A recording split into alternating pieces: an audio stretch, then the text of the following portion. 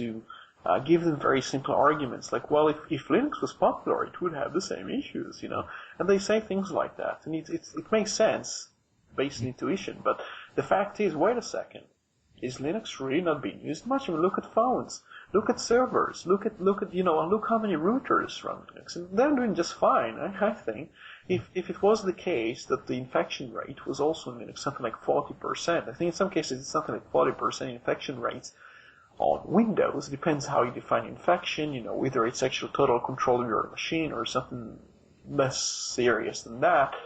Let's say it's 40%. I mean, imagine yourself that even now, as we speak, we have the routers between us, 40% of them owned by somebody in a place like, I don't know, China or something, basically messing around, toying them, running scripts on them. It doesn't happen because obviously Linux is actually a very well-established platform. It's not a 1% market share platform, as they would like to suggest, which actually brings me to the next subject, this next rebuttal in sorts. Well, there is this net applications. For those who don't know, net applications is this thing that IDG websites like to cite quite a lot. When I say IDG, I mean all those something world sites, computer world, network world, and Apple world, Mac world, whatever they call themselves. They own lots of sites, and they keep perpetuating. They aren't alone, but all kinds of sites like them keep perpetuating the myths of like, Linux is only 1%, deal with it. That's the facts, quick facts. But the fact is, if you look at statistics a bit more detailed than that, also based on advertising and based on the logs of sites that actually give away the logs, which really they shouldn't do, sites that are conscious of security probably wouldn't give away the logs, and usually these sites tend to attract more Linux users. But anyway, based on this data they have, the distribution of Linux users around the world is not exactly very US-centric. So the US is not even in the charts. It's like way, way down somewhere, I don't know, 50th position. Not many people use Linux in the States. And same with the UK. It's just completely terrible market share on a relative scale. In places like Cuba, even those sites which rely on spying on people, which probably wouldn't get people's operating system too easily. In Cuba, for example, the market share of Linux is something like 6-7%. And as you go down the list, like countries like Finland and Spain, and they have very decent market share there for Linux. And also in Wikipedia, if Wikipedia accumulates also lists of like operating system based on the browser stamps, things like that, probably doesn't account for botnets and all the noise that's going around the site. But they keep track of some market share, mostly from IPs from the States and the UK, because of course Wikipedia is mostly in English. They have other languages too, but it's mostly in English. And they showed a really sharp increase for Linux recently in terms of usage. Well, I mean, if we just sort of step out for a second of the statistics in respect to visits to websites, I mean, my best example for Linux usage would just be to cite the Humble Indie Bundle sales. Now, according to their sales figures, a quarter of all sales came from Linux users. And that, to me, whatever figure we want to put onto Linux usage on the desktop is going to account for a lot more than 0.7% or 1% or whatever is claimed by some that the Linux usage is. So it's hard figures like that where people have parted with cash for a product. And they actually paid more. Which actually means that the population of Linux users tends to be better off in some ways. Actually, I wouldn't be surprised if they also usually, on average, know better how to install things like AdBlock and NoScript and all. Well, they don't use Internet Explorer for starters. They usually use things like Firefox, and lots of them have all kinds of plugins to block the ads. I think many of them know not to click on ads. And the reason I mention ads, just to clarify here, is that lots of those so-called market share companies, all they do is they don't actually check what browser you use. What they do to get samples is they track clicks and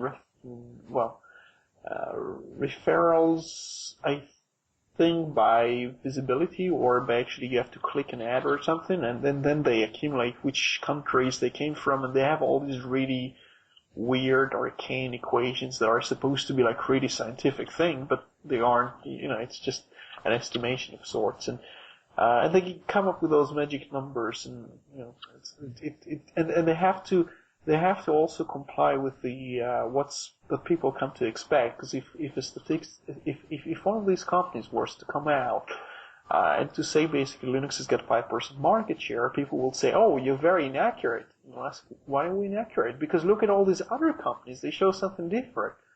Well, as you probably can tell, it's if everybody says the emperor is naked, or the emperor is actually clothed when he's obviously naked, it's hard to be the one standing out in the crowd, and you will be seen as the cook, even though you might be saying something more accurate than everybody else.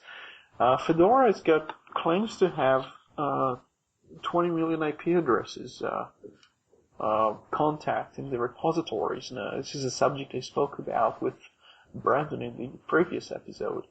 Ubuntu's got well over 10 million people actually that they know use that. They use it over the internet. Some people might be using it behind the, inside offices. I know lots of people use Red Hat in places like studios that have no reason to have an internet connection anyway.